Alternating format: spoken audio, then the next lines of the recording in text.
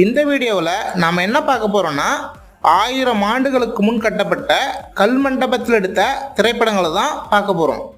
திருப்பரப்பு அருவியின் மேல் பகுதியில் அமைந்துள்ள இந்த கல் மண்டபம் கோதையாட்டு நடுவே கட்டப்பட்டது.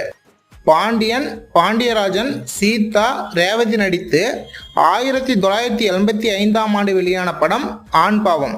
இந்த படத்தின் நிறைய காட்சிகள் இந்த கல் மண்டபத்தில் தான் எடுத்தாங்க.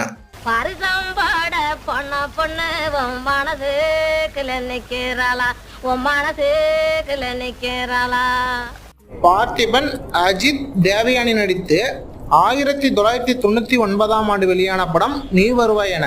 இந்த படத்தில் வரும் அதிகாலையில் சேவலை எழுப்பி என்ற பாடலின் சில காட்சிகள் இந்த கல் மண்டபத்தில் தான் எடுத்தாங்க.